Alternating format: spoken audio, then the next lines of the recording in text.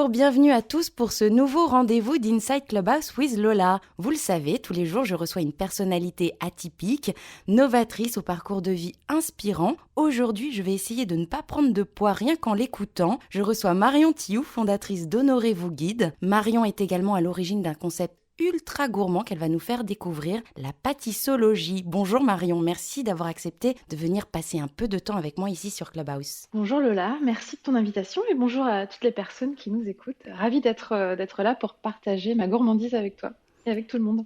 Alors avant de démarrer, je rappelle que seule la première partie, c'est-à-dire la partie interview, est enregistrée avec l'accord de mon invité. Donc n'hésitez pas, vous qui êtes dans l'audience, à lever la main à la fin de notre entretien pour monter on stage et poser toutes les questions que je n'aurais pas posées ou qui vous viendraient sur la pâtisserie. Marion, tu grandis dans une région bien connue pour ses confiseries et ses douceurs, les bonbons à la bergamote, les macarons, les tartes à la mirabelle pour ne pas les citer. Et il s'agit bien évidemment de la Lorraine où ton enfance est marquée entre autres par les moments que tu passes en cuisine avec ta grand-mère. Oui, c'est tout à fait ça. Je suis originaire de Metz, pour être plus précise. Et c'est vrai que la gourmandise, ça fait vraiment partie des souvenirs d'enfance. Et c'est souvent le cas pour pas mal de monde. Et c'est très associé à ma grand-mère et en particulier au jardin de mes grands-parents dans lequel il y avait un mirabellier. Et du coup, voilà, la récolte au mois d'août des mirabelles, derrière les tartes aux mirabelles. Et donc, souvent, ce que je dis, c'est quand je mange une mirabelle ou une tarte aux mirabelles, et ben, j'ai de nouveau 6 ans dans le jardin de mes grands-parents. Et c'est vraiment un sentiment que j'adore. Et quand je suis arrivée en région parisienne pour des raisons professionnelles, eh bien, on a planté avec mon mari un mirabellier dans notre jardin. Donc tu as la main verte. Bon, on va dire que on laisse la nature faire les choses en extérieur. Non, non, je suis pas vraiment quelqu'un qui a la main verte. Mais j'ai tenu à apporter un petit peu de Lorraine en région parisienne et je suis très contente que mes enfants soient tous les deux nés en Lorraine. Et qui sont gourmands tes enfants? Oui, oui, oui, très gourmands. Quand on leur demande ce qu'ils veulent faire plus tard, ils veulent être pâtissiers. Donc je pense que ça va encore pas mal évoluer. Mais oui, ils ont baigné depuis tout petit, on leur fait goûter tout, en fait. Et surtout, mon fils est très gastronome. Tout petit, on l'a emmené, quand on a la chance d'avoir au début un seul enfant, c'est assez facile. Et donc, on l'a déjà emmené dans un restaurant étoilé à 2 ans et demi. Et voilà, on a eu cette chance-là. Et on a tout de suite vu chez lui qu'il y avait un grand plaisir de la gastronomie. Et c'est toujours le cas, il veut toujours tout goûter maintenant qu'il a 12 ans. Ça ne s'est pas arrêté et ça promet de bonnes choses pour lui. Ouais, c'est important de former le palais dès le plus jeune âge. Il a eu une nounou aussi qui cuisinait tout elle-même et qui faisait très attention. Et je pense que ça aussi, ça a beaucoup joué sur son palais en fait. Ce qu'il y a d'amusant dans ton parcours scolaire et professionnel, c'est que l'on pourrait croire de prime abord que tu viens d'un milieu totalement opposé à la pâtisserie, et puis en y regardant de plus près, finalement, on trouve une sorte de trait d'union, puisque tu étais ingénieur chimiste. Oui, c'est exactement ça. Et c'est vrai, comme tu le dis, que derrière la pâtisserie, il y a toujours une explication, une réaction chimique. C'est peut-être ça qui m'a plu. Le fait de recréer de mes mains des choses à partir d'ingrédients bruts, et c'est aussi un peu le principe de la chimie. Donc oui, comme tu disais, moi j'ai un parcours plutôt traditionnel au niveau des études, un bac S, une prépa, une école d'ingénieur, et pour rapidement me rendre compte que c'est pas exactement ça qui me convient. Et qu'en fait j'ai plutôt suivi le chemin classique en fait, un peu familial, un peu traditionnel, comme je te le disais, bah, t'es bonne en maths, du coup tu vas en S et puis ça se passe bien, bah, du coup tu vas en prépa et voilà. Donc j'ai fait une école d'ingénieur à Nancy mais au cours de cette école d'ingénieur, je me suis rendu compte à un moment enfin j'ai eu des petits signaux comme ça en écoutant des témoignages d'anciens élèves, qu'en fait, il pourrait être intéressant de tenter un autre parcours. Et du coup, pendant mes études, j'ai fait ce qu'on appelle peut-être toujours une année césure, où je suis partie dans une autre école faire un diplôme en management. Et c'est là que j'ai commencé à aller vers le marketing un petit peu. Et du coup, en sortant de l'école, j'ai décidé que je n'allais pas du tout travailler dans la chimie, mais que j'allais chercher un travail qui me permettrait d'avoir des interactions avec les gens, et ce qui m'a dirigée vers le commerce. Et alors, c'est vrai, on compare souvent la pâtisserie à la science. C'est important d'être précis quand on fait de la pâtisserie. Le gramme près, c'est ce qui fait toute la différence. Oui, oui, oui. Il y a pas d'à peu près en pâtisserie. On peut pas le faire juste à l'œil. Alors l'œil est important, le toucher est important aussi quand on fait une pâte à croissant. La texture de la pâte par rapport à la texture du beurre va être très importante, et c'est ce qu'on apprend au CAP. Mais oui, c'est très, ça demande de la précision. Ça demande aussi de suivre la recette, de la comprendre. Et cette fameuse émission de télé avec Cyril Lignac et Mercotte, où Mercotte explique à chaque fois qu'il faut lire la recette. Mais oui, en fait, c'est la base. Et je crois que c'est pareil dans la chimie. Quand on a un processus de fabrication d'un produit chimique, il y a toute une recette à suivre. Et c'est un peu la même chose en pâtisserie. Donc peut-être cette rigueur que j'avais de mes études en chimie, des travaux pratiques où on synthétise des produits divers et variés, bah, je l'ai retrouvé dans la pâtisserie. D'avoir vraiment ce guide. C'est vraiment un process qu'on suit. Et si on suit tout bien, et si on s'équipe bien et qu'on pèse tout bien, normalement, il n'y a pas de catastrophe. Et ça, c'est marrant, tu vas nous en reparler tout à l'heure. Pour bien comprendre à quel point tu as la pâtisserie dans la peau, et d'ailleurs, il vaut mieux l'avoir dans la peau que sur les hanches, tu nous confieras tout à l'heure ton secret pour garder la ligne. La pâtisserie, pour toi, ce n'est pas juste un hobby qu'on peut avoir un samedi après-midi pluvieux. Pour toi, c'est une sorte de quête du Graal, puisque régulièrement, tu fais des petites formations auprès de chefs prestigieux. Oui, alors du coup, c'est vrai que j'ai toujours aimé faire des gâteaux, plus que de faire du salé. Et donc, quand on me demandait ce que je voulais comme cadeau d'anniversaire quand j'étais adulte, je demandais des cours de pâtisserie, des masterclass, des choses comme ça. Donc, j'ai fait une masterclass avec Philippe Conticini. Et c'était vraiment incroyable. Donc il y a plusieurs choses que j'ai faites dans ce domaine-là. Assister à des masterclass, ou alors vraiment participer à des cours. Et je dois dire que c'est quand même ce que je préfère, c'est-à-dire vraiment mettre la main à la pâte. Là, c'est vraiment le cas de le dire. Et faire en suivant les instructions d'un chef pâtissier. C'est par exemple comme ça que j'ai appris à faire des macarons. J'avais essayé dans ma cuisine avec des livres, et puis c'était toujours la catastrophe. Je suis allée prendre un cours chez un pâtissier qui est à Nancy, qui s'appelle Steph.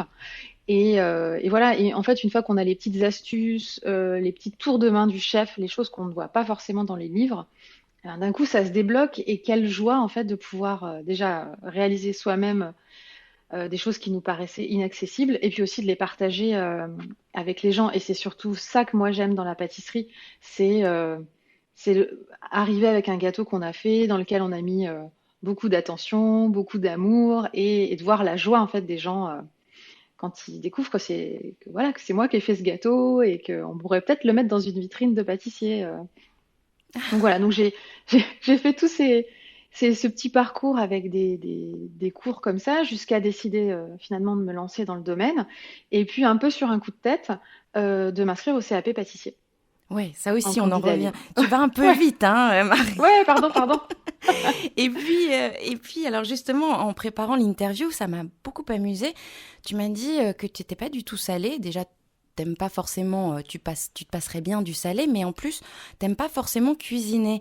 Alors, est-ce que justement, Ouais. c'est ce côté un peu freestyle quand on cuisine, et à l'inverse de la pâtisserie qui demande de la rigueur, qui te répulse un peu? Ouais, je pense qu'il y a ce côté-là. Il y a aussi le côté multitude des ingrédients en cuisine. En pâtisserie, en fait, c'est quand même toujours un petit peu la même base, les mêmes pâtes. Et avec ça, c'est une espèce de palette d'outils limitée avec lesquels on peut faire beaucoup de choses. Donc, il doit y avoir aussi mon goût, mon palais qui va plus vers le sucre. Mais dans le salé, entre toutes les viandes, tous les poissons, il y a aussi des opérations à faire avec lesquelles je suis pas forcément à l'aise.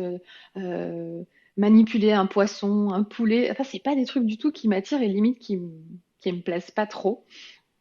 Donc j'ai jamais vraiment j'ai pas du tout été attirée par ça. J'aime beaucoup manger des choses salées, découvrir des plats, des associations, mais me dire, allez, je fais une blanquette et ça va être super sympa, bah non, ça m'est jamais venu ce genre de pensée. Mais alors, t'es la bonne copine qu'il faut avoir lorsqu'on part en voyage, parce que la bouffe, c'est carrément important pour toi, et tu sais toujours Ah oui. dénicher les bonnes adresses dans chaque ville, chaque pays où tu vas. Ah bah ça, c'est un peu la quête en fait. Et quand on organise des vacances avec mon mari, c'est une des premières choses qu'on fait, c'est regarder quel resto on va pouvoir tester. Quand ils seront ouverts, on espère qu'on pourra recommencer ça. Quelle pâtisserie on va pouvoir aller goûter. Et je consigne tout ça dans l'application Mapster pour ceux qui connaissent. Et du coup, ça me permet ouais, un peu d'orienter. Et c'est vrai que bien souvent, on oriente nos voyages en fonction de la gastronomie. C'est ce que j'allais te Donc demander. l'année, ouais, C'est fou. ah ouais, vraiment, Ah, vraiment. Il y a 2 ans, on est allé à New York et ouais, je pense qu'on a vraiment passé notre temps à manger, à tout tester. Tout ce que j'avais pu lire dans des guides, sur des blogs, au fur et à mesure, j'amoncelle toutes ces recommandations. Et après, une fois sur le terrain, là, c'est parti. bah là, on parle de New On- York. Quelle est ton adresse à New York, par exemple? Alors, celle que j'ai testée et je pense qu'il faut aller tester parce que c'est un peu un monument de Alors, si on parle de pâtisserie, hein, c'est Dominique Ancel, qui est un chef français très connu pour le fameux cronut, qui est un mélange de croissant et de donut. Quelle invention, quelle C'est belle très, invention. ouais, ouais, ouais. Comme ça sur le papier, hein, ça, soit ça fait envie, soit on peut se dire oula, ça va être écœurant. En fait, c'est très junk food. Ça va bien aux États-Unis, je trouve, dans le côté pro, quoi. Mais ça fait partie du.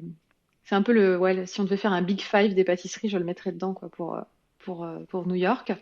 Et après, sur le salé, c'est pas très original, mais il y a des endroits à burgers qui sont très sympas, comme le Shake Shack, mais qui est très connu, hein, c'est une chaîne, mais n'empêche que des burgers comme ça, j'en ai pas mangé ailleurs.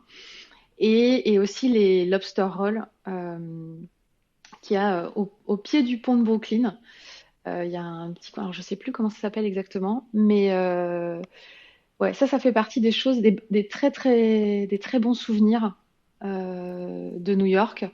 Et quelque chose que je n'ai pas pu tester, c'est Levain Bakery pour ses cookies, et apparemment c'est assez incroyable. Donc c'est l'objectif du prochain voyage Et à New et York. tu parles des lobster rolls, justement. Est-ce que tu as essayé à Paris Homer?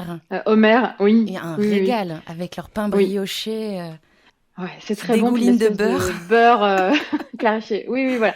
Donc après un lobster roll comme ça, faut aussi aller courir ou C'est se ça. dépenser, hein.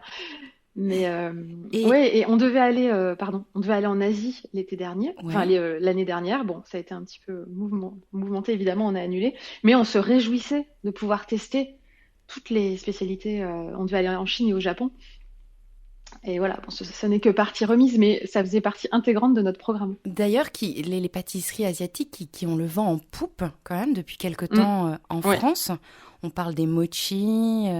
Ah, j'en ai mangé hier. Il y a une très très bonne adresse rue du Cherche-Midi d'ailleurs, dans le 6e. Je ne sais pas si tu C'est la connais. maison du mochi, non? Totalement, C'est pas. Ouais. c'est ça. Mm. Une vraie fortune, mais un régal.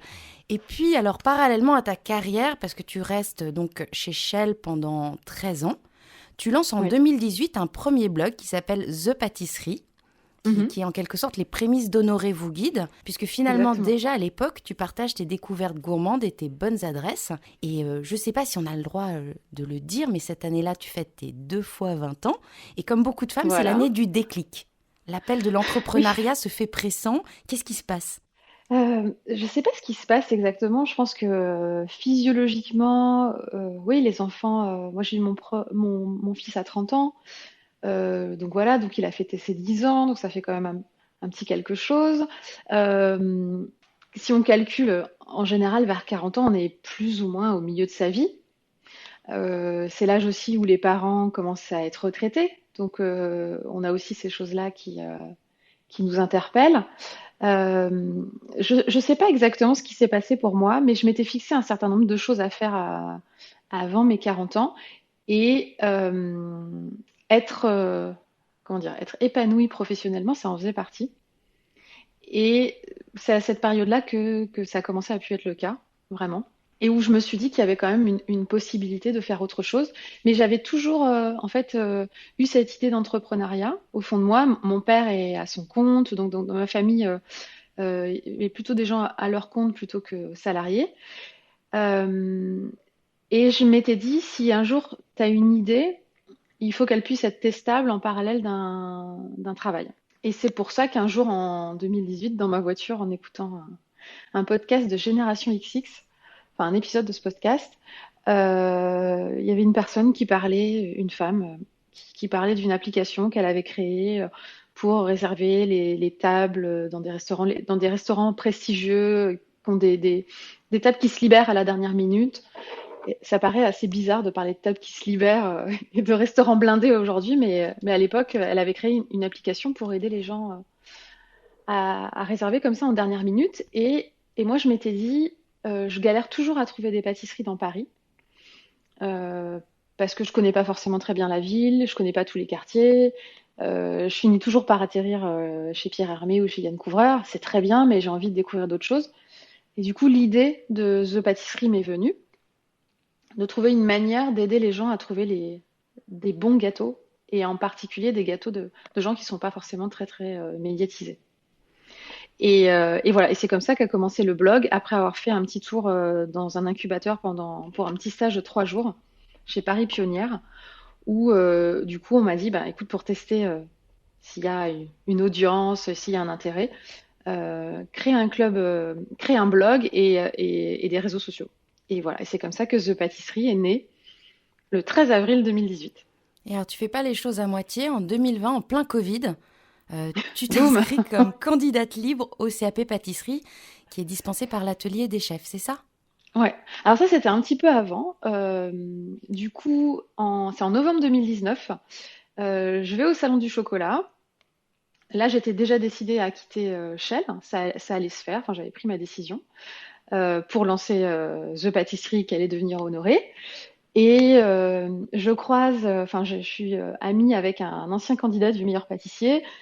On se croise au Salon du Chocolat et il me dit qu'il s'est inscrit au CAP. Et je suis ah, mais génial. Et là, il me dit, mais ouais, c'est la dernière année où il n'y a pas de stage. Je fais, ah bon, mais j'étais pas du tout, enfin, j'avais pas du tout suivi le truc. J'y avais pensé vaguement, mais comme j'avais pas l'intention d'ouvrir une pâtisserie, c'était pas forcément la priorité. Il me dit, ben si tu t'inscris pas avant fin novembre, c'est foutu. Les années suivantes, il faudra que tu fasses 14 semaines de stage. Donc là, bah, je me suis inscrite. J'ai pas réfléchi. Et après, enfin, je me suis inscrite et ensuite j'ai réfléchi à comment j'allais me former. Et du coup, je me suis inscrite à l'atelier des chefs grâce à mon CPF.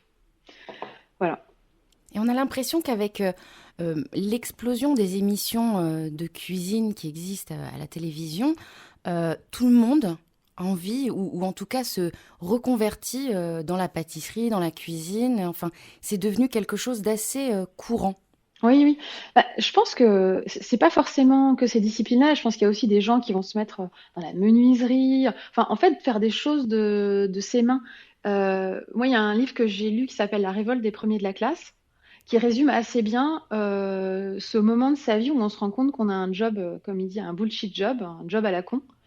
Euh, et qu'en fait, on n'est pas vraiment indispensable dans l'organisation dans laquelle on est.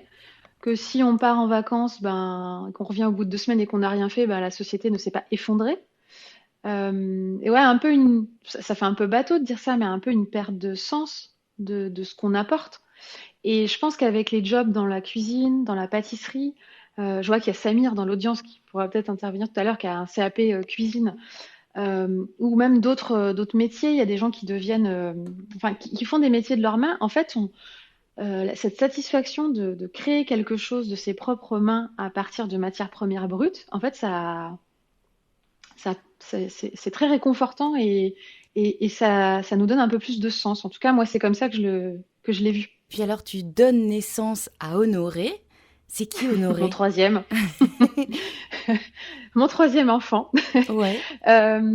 Alors Honoré, donc avant la boîte s'appelait The Pâtisserie, mais on m'a fait comprendre, j'ai fait une formation à HEC en me lançant, et voilà, et on a eu des intervenants, notamment de l'INPI, propriété industrielle, qui m'ont dit que bon, The Pâtisserie, ça va être un peu compliqué, que c'était pas très distinctif, et que toutes les grandes marques n'ont pas des noms descriptifs. Apple ne vend pas des pommes. Ouais. Donc voilà, et Amazon ne vend pas des fleuves. Donc ils m'ont dit, faut que tu réfléchisses à un autre nom. Donc, on a fait beaucoup de brainstorming, plus ou moins alcoolisé, avec mes amis, mes voisins.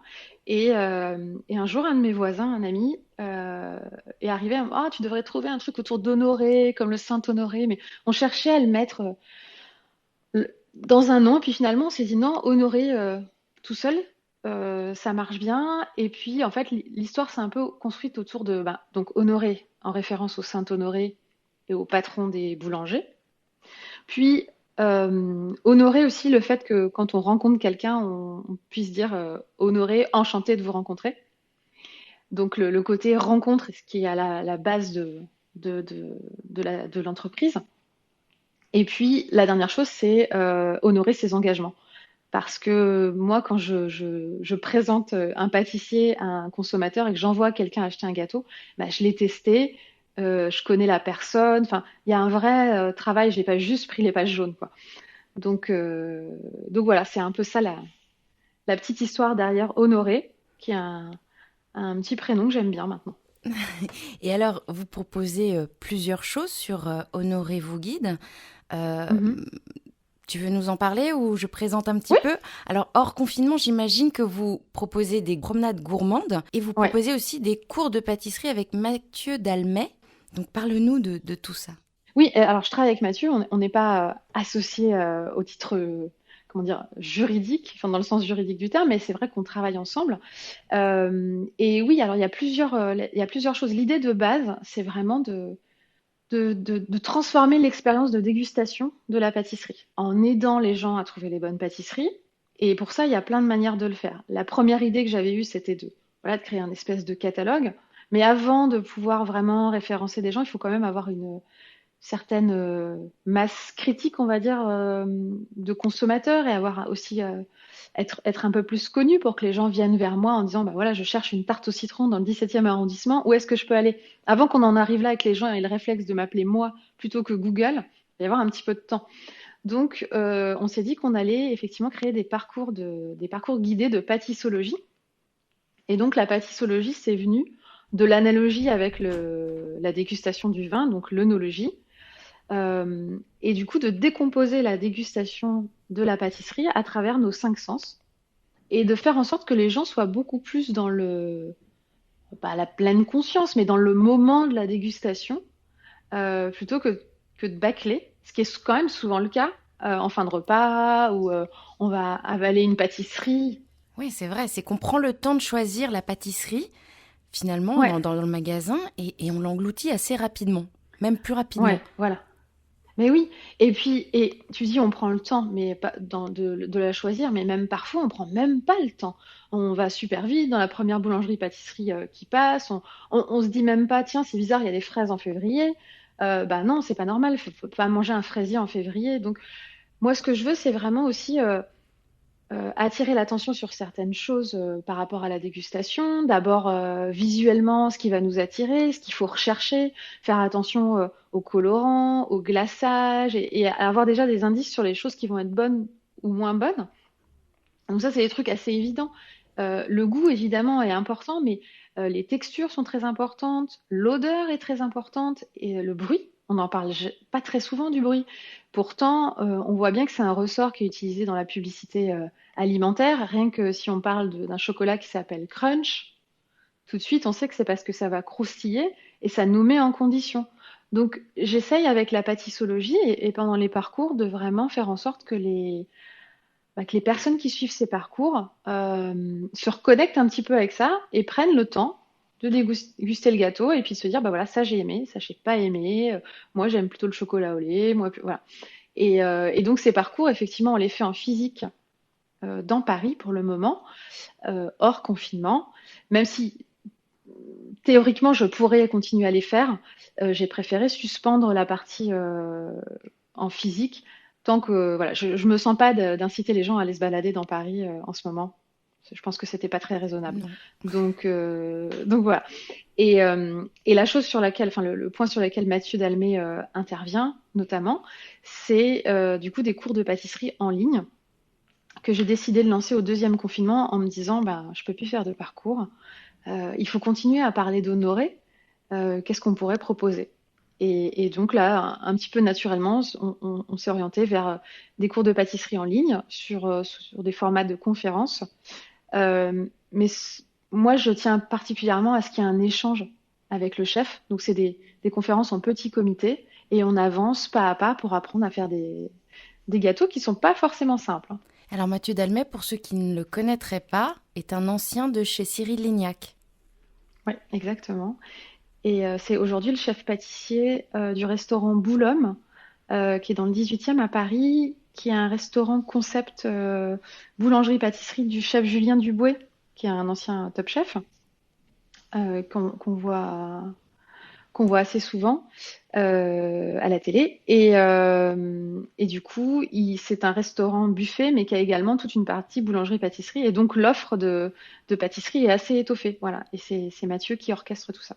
Et alors les cours sur Honoré vos guides, est-ce qu'il faut avoir une certaine connaissance de la pâtisserie ou n'importe qui avec une mini cuisine peut se lancer et suivre les cours de Mathieu Dalmet? Alors, en termes de compétences, il n'y a pas besoin d'avoir des compétences particulières. Par contre, la mini-cuisine, ça peut être un petit peu compliqué parce qu'on fait quand même plusieurs préparations. Donc, en fait, en pâtisserie, il faut quand même de l'organisation. Oui, si on a micro-ondes, ça marche pas quoi. Ouais, voilà, faut quand même, à minima, faut un four, quand même. Mais voilà, sans four, ça devient compliqué. Euh, mais après, voilà, on va vraiment en pas à pas. Il y a de temps en temps des ingrédients un petit peu techniques, mais qu'on peut trouver maintenant très facilement, soit sur des sites web, soit dans des magasins. Sur Paris, il y a le fameux G de tout, mais même en province, en banlieue, il y a des magasins maintenant type Zodio qui proposent plein de produits pâtissiers. Et non, les gens qui suivent les cours sont après assez étonnés de ce qu'ils ont réussi à produire par eux-mêmes. Et ils recommencent après. D'ailleurs, c'est super sympa et super gratifiant pour nous de voir que les gens ont réessayé après le cours, qu'ils se sont améliorés, qu'ils ont maîtrisé la pâte à choux, qu'ils ne réussissaient jamais avant. Donc ça, c'est vraiment très chouette, quoi. Bon, alors les cours en online, on le vend en poupe, ça c'est certain. On va s'éloigner deux Oui. minutes du sujet. Mm. Ici sur Clubhouse, un terme revient sans cesse, c'est création de contenu. Et moi, j'avais Mhm. vraiment envie de te rendre un hommage parce que j'ai été complètement, mais totalement, et tu le sais, subjuguée par ta proposition tous les samedis avec ce contenu ultra novateur qui est de proposer une recette sucrée à faire pas à pas avec toi en audio puisque c'est sur Clubhouse, mais je Mhm. trouve ça dingue de réussir à fédérer autour d'une recette simplement en se laissant guider par ta voix et tes indications. C'est quand même un peu Bah, un écoute, pari dingue quand même, Marion. Je ne sais pas si tu t'en rends compte. c'est vrai que, alors, on a créé ça avec Gilliane, qui co-host des rooms au Clubhouse avec moi, qui est aussi une fan de pâtisserie, qui a aussi passé son CAP. Et voilà, on s'est rencontrés via Clubhouse en tant que passionnée de pâtisserie, parce qu'elle est arrivée dans ma room un jour. Alors, c'était pas encore la room où on fait des gâteaux, c'était une room celle du mercredi à 16h, où on parle de gâteaux, où on échange des recettes, on échange des adresses. Tout simplement, en fait, on se donne faim à l'heure du goûter. Elle est arrivée et puis on a sympathisé. Elle m'a dit elle aimerait bien co-hoster avec moi. Et puis un jour, on s'est dit, ah, on devrait essayer de faire un dessert comme ça et de tester si ça marche ou pas, sachant que du coup, on choisit vraiment des recettes simples avec pas beaucoup d'ingrédients. On met la liste quelques jours avant des ingrédients et donc ceux qui veulent la suivre peuvent vraiment être prêts à préparer. Et c'est vrai que ça fait une espèce de helpline en direct. C'est-à-dire qu'on est, voilà, moi je mets ma farine, les personnes mettent leur farine, on attend, vous en êtes où? Et c'est un format assez détendu finalement. Il y a de plus en plus de gens qui font en même temps que nous, donc je suis contente que ça plaise du coup et que enfin, que ça attire la curiosité finalement. Et tu en parlais tout à l'heure de l'importance, enfin de l'art de déguster la pâtisserie. À quoi reconnaît-on une bonne pâtisserie, une bonne viennoiserie? Alors, une bonne viennoiserie, déjà, l'odeur va être très importante. Il faut que ça sente le beurre, hein. Une vraie bonne viennoiserie, elle est faite avec du beurre, elle est faite artisanalement et c'est loin d'être le cas de toutes les boulangeries-pâtisseries. Malheureusement, il y a beaucoup d'industriels parce que c'est énormément de travail, une viennoiserie. C'est des gens vraiment spécialisés dans le domaine, ça va prendre beaucoup de temps et c'est pas forcément très mis en valeur de tourer de la pâte feuilletée, de la pâte levée feuilletée toute la journée. Mais quand c'est bien fait, bah, du coup, ça va pas forcer, ça va sentir très bon, ça va aussi être très croustillant. Donc le bruit d'un croissant est important quand on le découpe. Et ensuite, à la découpe, par exemple, les alvéoles qui doivent être assez grandes, bien réparties, euh, donnent quelques indices en fait sur la fraîcheur et la qualité en fait d'une viennoiserie. Et toi, tu inventes, tu crées de nouvelles recettes? Alors j'essaye un petit peu de twister des choses, comme on dit. Alors, par exemple, le fraisier. Là, j'ai une amie qui se marie en tout petit comité samedi. Elle m'a demandé de faire le dessert. Bon, on sera à 10, hein, donc même pas, on sera à 9 pour son mariage, donc c'est pas énorme, hein, je suis pas en train de me lancer dans une pièce montée. Mais du coup, j'avais envie de lui faire quelque chose dans le thème du fraisier, mais je déteste monter les entremets. J'aime pas du tout ce processus assez classique de mettre dans un cadre et de monter les couches les unes après les autres. Donc, ma forme d'innovation, je vais garder exactement tous les éléments, le biscuit, la crème mousseline, les fraises, etc. Mais je vais essayer de les assembler plutôt sous forme de tarte et de faire ça un petit peu différemment. Donc moi, je vais plutôt changer sur l'esthétique. Et après, je vais essayer d'introduire des petites épices, des ingrédients. Et je ne vais pas innover complètement en me disant, bah, j'utilise plus de beurre, mais comment ça s'appelle, de la purée d'amande. Ça, je peux le faire sur des muffins, des choses comme ça, mais sur une pâtisserie à proprement dite, je vais pas me lancer dans des trucs très exotiques. Je vais plutôt, voilà, jouer sur le visuel et sur des petits ingrédients qui vont ramener une petite touche. Moi, je mets de la fève tonka partout, par exemple, parce que j'adore ça. Euh, Ça va plus être ça. Mais je me suis encore jamais lancée dans de la création pure. J'ai encore un peu le syndrome de la CAPiste qui a jamais fait de stage, en fait. Comment est-ce que tu fais pour dénicher de nouvelles adresses, Marion? Alors, je me balade beaucoup dans la rue, autant que possible. Et donc, quand je suis dans un quartier, bah, j'essaye de regarder, de repérer, de noter sur mon Mapster des adresses que je ne connais pas. Je regarde beaucoup sur Instagram.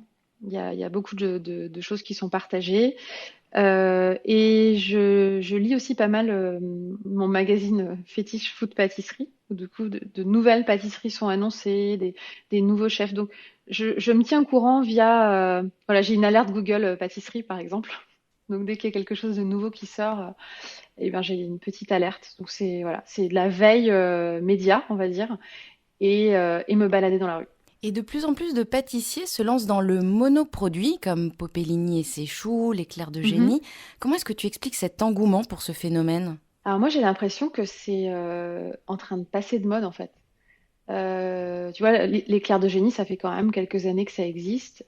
Euh, Popellini aussi. C'est plutôt éphémère même. Ouais, ouais, j'ai Ouais. l'impression. Il y a la meringuée qui fonctionne bien quand même. En fait, il faut que ces gens-là arrivent quand même à se renouveler. Et par exemple, tu as peut-être entendu parler de la pâtisserie de Nicolas Paciello, Cinq Sens. Oui.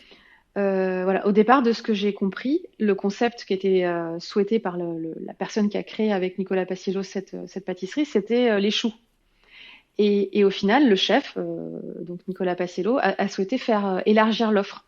Donc moi, j'ai l'impression plutôt que cette tendance-là va s'effriter un peu, qu'on va aller plus vers des gammes plus larges quand même, sans revenir à des étals où il y a 30 références parce que ça, les gens n'en veulent plus. Parce que, en fait, c'est pas possible de faire. Enfin, moi, je pense que ça n'est pas possible de tout faire, du frais, etc., de très bonne qualité, tout maison, et en ayant autant de références, sans en plus le soir en jeter, etc. Donc, ça me paraît pas très pérenne, et c'était peut-être dans ce sens-là que les monoproduits se sont beaucoup développés. Par contre, ce que je vois vraiment, c'est une tendance vers la viennoiserie plus plus. C'est-à-dire, on voit les babkas, les roulés à la cannelle, à la cardamome. On voit plein de la viennoiserie qui retrouve ses lettres de noblesse. Ça, j'ai vraiment l'impression que c'est une grosse tendance. Et alors, si on devait comparer une cuisine à une garde-robe, quels sont les must-have qu'il faut toujours, toujours avoir dans ses placards? Alors, des aliments ou des ustensiles? Les deux. Les deux. Les deux. Alors, un robot pâtissier. Bon, c'est l'indispensable pour faire de la pâtisserie. C'est des bras supplémentaires, en fait. Moi, je l'aime tellement, mon robot pâtissier, qu'il a un prénom. Voilà. Donc, c'est le quatrième enfant. Il s'appelle Mitch. Mitch. Voilà. Ne me, ne me demande pas l'explication. Voilà. Et on a passé le CAP ensemble. Donc, en fait, on est liés à vie. Je songeais à le remplacer. Et en fait, c'est pas possible. Je suis obligée de le garder. Et comme c'est un truc increvable, je pense que je vais me le traîner jusqu'à la fin de mes jours. Mais voilà. Donc, un robot pâtissier, très important. Un thermomètre à sucre. Si on veut un jour se lancer dans les macarons, ben, il n'y a pas le choix, il faut un thermomètre. Une maryse, donc la fameuse spatule flexible. Euh, et un autre ustensile qu'on voit pas très souvent, mais qui est hyper utile, c'est une corne. Et ça, c'est un espèce de demi-cercle en plastique qui sert à vider les saladiers, les culs de poule, de manière extrêmement efficace. Et le jour où un pâtissier m'en a donné une, ça a pas changé ma vie, on va pas aller jusque-là, Mais presque. mais c'est extrêmement pratique. Pas loin, ouais. Voilà. Et sinon, moi, dans mes placards, il y a toujours du beurre. C'est-à-dire que je crois que mon mari, systématiquement, c'est mon mari qui fait les courses et il ramène toujours 500 grammes de beurre toutes les semaines. Du beurre, des œufs, de la farine, du sucre. On était responsable de la rupture pendant le premier J'imagine. confinement, je pense, de mon quartier. Moi, en plus, je passais le CAP, enfin, je le préparais. Et il n'y avait pas moyen que tout ce temps que j'allais avoir, je le mette pas à profit pour bosser mon CAP. Donc, on s'est retrouvé un moment avec 48 œufs en réserve parce que bon, on avait un peu exagéré, mais parce qu'il fallait que je puisse pâtisser, quoi. Et on ne peut pas parler de pâtisserie sans évoquer Proust et la réminiscence provoquée Oui. par la Madeleine. Alors, c'est quoi Mhm. ta Madeleine à toi? Bah, c'est la tarte à la Mirabelle dont on parlait au début. C'est vraiment. En fait, chaque année, quand les fruits arrivent à partir du printemps, donc là, on a les fraises et tout. Je suis tellement contente de retrouver des fruits que je me dis, oh là là, qu'est-ce que c'est bon, j'adore et tout. Et en août, quand je regoute une Mirabelle, je me dis, ah non, mais c'est ça le meilleur fruit du monde. Pour moi, en tout cas. Donc ouais, la tarte à la Mirabelle, c'est. Ouais, j'ai 6 ans Et quand alors, je mange une tarte à la Mirabelle. et alors justement, pour quelle pâtisserie tu parcourrais des kilomètres? Un Paris-Brest. J'ai déjà parcouru des kilomètres pour un Paris-Brest, vraiment. Et toutes ces déclinaisons, en fait. Ou on pourrait dire, en général, je peux parcourir des kilomètres pour du praliné, plutôt. C'est plus juste, parce que du coup, n'importe quel dessert dans lequel il y a du praliné, ça va me donner envie. Donc, mais tout type de praliné, pistache. Là, j'ai vu qu'il y a quelque chose au praliné sésame qui est sorti, voilà. Et ben, par exemple, aussi pour du chocolat, je peux faire des kilomètres. Et ça, je l'ai fait vraiment. À chaque fois qu'on descend dans le sud en vacances, on organise l'itinéraire de façon à pouvoir faire un stop à Tain-l'Hermitage, près de Valence, où il y a la fabrique Valrhona, pour du coup aller faire le plein de chocolat sur le chemin. Et ça, on le fait systématiquement. Et les années où on n'a pas pu le faire, j'étais vraiment triste. Les pâtissiers aujourd'hui sont des vraies stars. Mm. Pour toi, lequel a révolutionné cet univers ces dernières années? Ah, ça, c'est compliqué comme question. Je pense quand même que Pierre Hermé, et enfin, je prends pas de gros risques en disant Pierre Hermé parce que tout le monde est assez unanime sur lui. Le, le- Ce côté saisonnier de ces macarons, de les décliner par voilà, des macarons à Noël, des macarons au printemps régulièrement, ça pour moi, c'était vraiment. Et les goûts aussi qu'il a introduits, des parfums qu'on ne connaissait pas forcément, ça je trouve qu'il a apporté vraiment quelque chose de très important. Évidemment Philippe Conticini, parce qu'il a remis au goût du jour un certain nombre de classiques comme le Paris-Brest et le Saint-Honoré. Mais avant ça, dans son restaurant, les verrines, c'est lui qui les a inventées. Il a inventé plein de choses. La mise en scène aussi. Ouais, ouais, ouais. Donc Pierre Hermé, Philippe Conticini, et j'en avais un autre qui m'était venu, mais il est reparti aussi vite. Ça va revenir, mais ouais, je pense que voilà, c'est cette notion de revisiter les classiques et aussi euh, et aussi Pierre Hermé avec ses nouveaux parfums, ça a vraiment fait beaucoup évoluer. Après, il y a une autre. Bon, sur l'esthétique, on pourrait parler de Cédric Grolet, bien sûr. Moi, je sais pas si on peut dire team Grolet ou pas team Grolet. Moi, je suis séduite par l'extérieur, par le visuel, mais j'ai été assez souvent déçue à la dégustation. Donc, euh, donc forcément, c'est pas lui que je mettrais en premier, même si il a contribué à vraiment faire en sorte que ça devienne des stars au même titre que les chefs cuisiniers. Ah oui, ça y est, j'ai retrouvé celui qui vient de me revenir. Bon, les gens dans la pâtisserie le connaissent bien, mais Benoît Couvrant, qui est le chef pâtissier exécutif de Cyril Lignac, euh, c'est aussi quelqu'un qui a formé beaucoup de monde, qui est très reconnu dans le métier et ouais, qui contribue aussi comment dire, au prestige de la pâtisserie et au fait que la pâtisserie revienne à l'avant. Et alors, tout le monde n'a pas la chance d'aller chez des grands pâtissiers parce qu'ils habitent peut-être dans un coin où il n'y a pas de pâtissier. Mm. Qu'est-ce que tu penses des pâtisseries proposées dans la grande distribution ou chez le roi du surgelé, dont le nom commence par un P et finit Mm. par un D, et qui dépanne bien Mm. lorsqu'on n'a pas envie de cuisiner? Ben, en fait, si vraiment on a... ouais, alors oui, tu viens de dire si on n'a pas envie de cuisiner. Il y a vraiment des choses qu'on peut faire de manière hyper simple.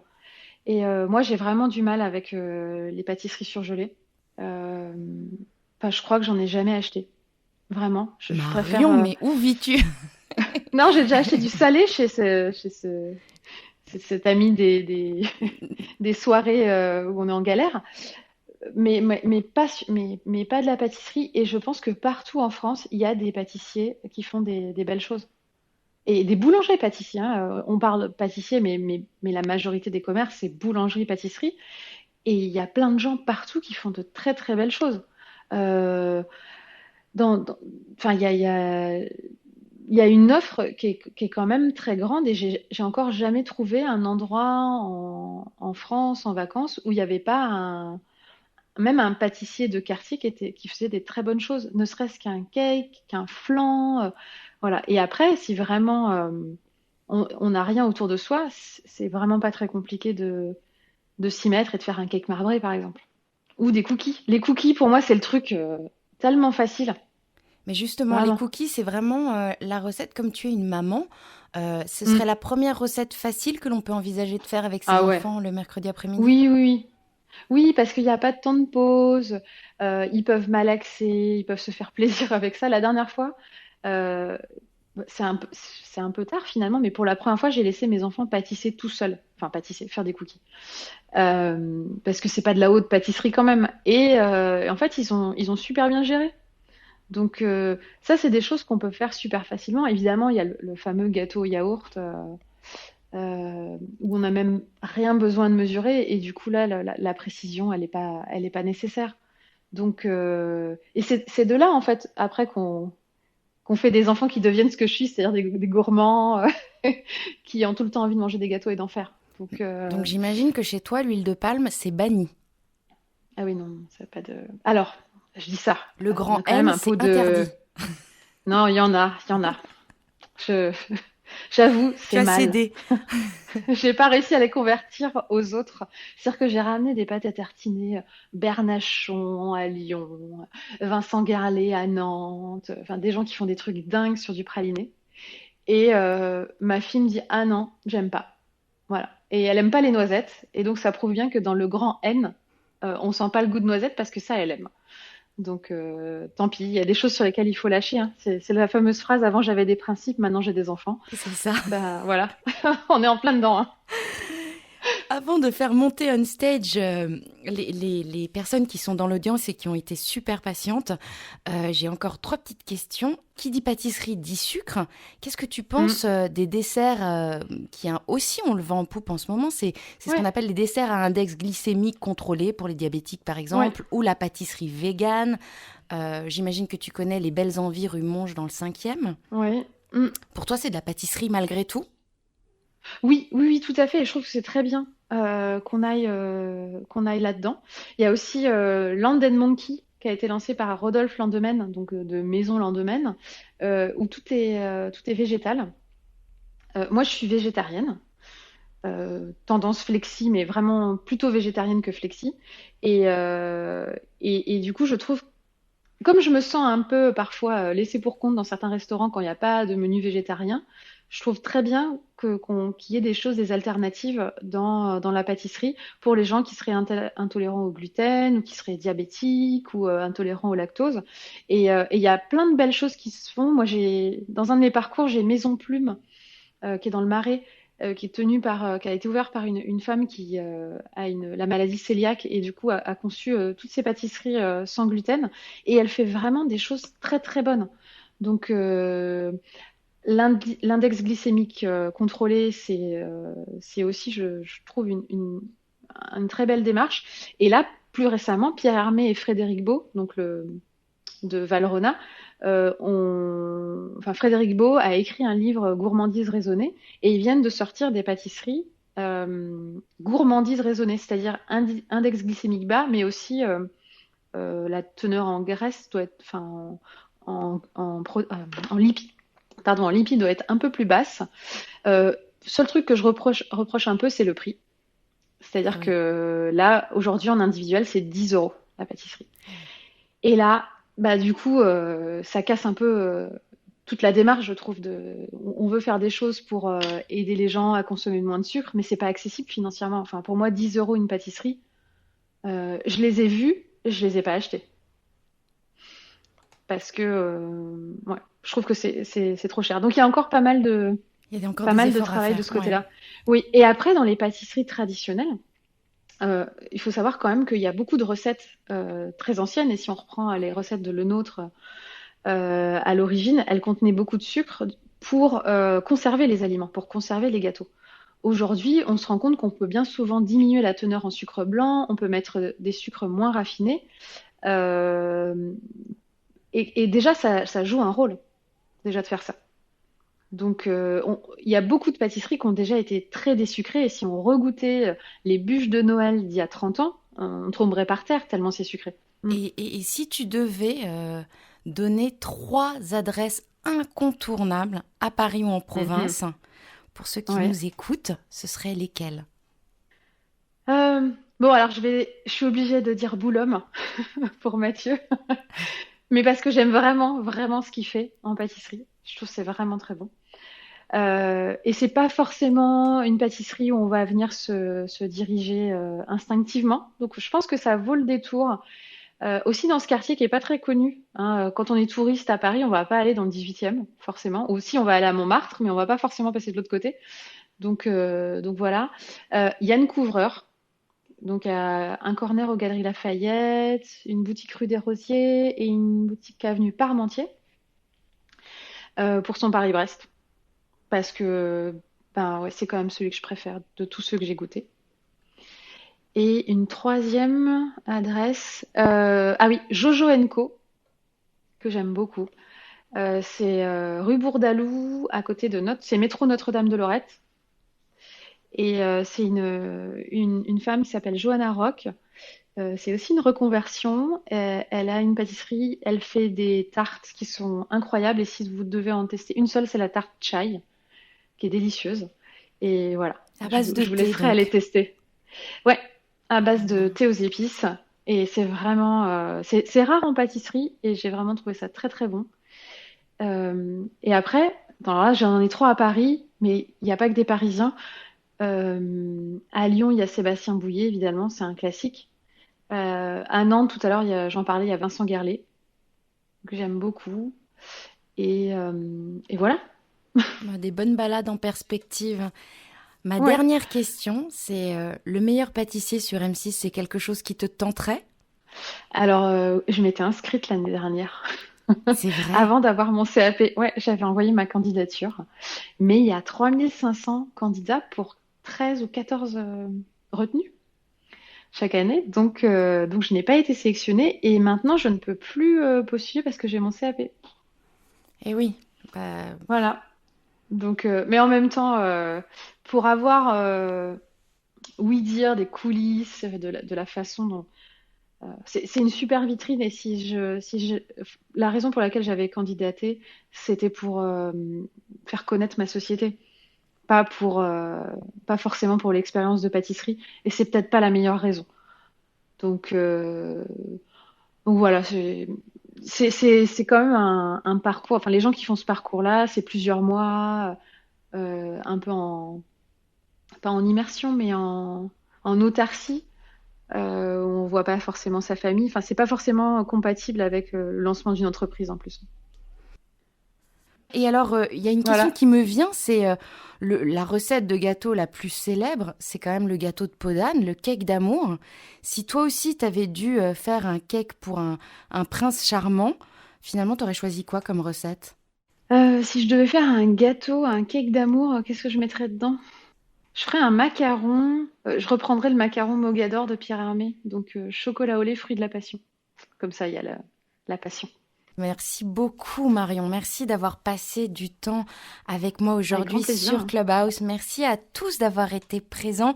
N'hésitez pas à suivre les personnes on stage et autour de vous. L'essence même de Clubhouse, c'est l'échange et la collaboration. Vous pourrez retrouver Marion sur Clubhouse les mercredis à 16h et les samedis matins à 11h. C'est ça Marion? Oui, alors sauf exception, ce week-end, ce sera le dimanche. Mais je D'accord. remettrai tout ça dans ma bio. Voilà, j'ai un mariage samedi. Eh ben oui, et vous pourrez écouter le replay de l'interview d'aujourd'hui grâce au lien qui se trouve dans le descriptif du club. Il vous suffit de cliquer sur la petite maison verte au-dessus du titre de la room. Quant à nous, on se retrouve demain à 12h30 et je recevrai la pétillante Alban Sens, bien connue sur Clubhouse, qui facilite nos bonnes actions grâce à sa plateforme Sociali. Merci beaucoup, merci à tous, belle journée. Merci beaucoup. Au revoir Bonne journée. Marion. Au revoir.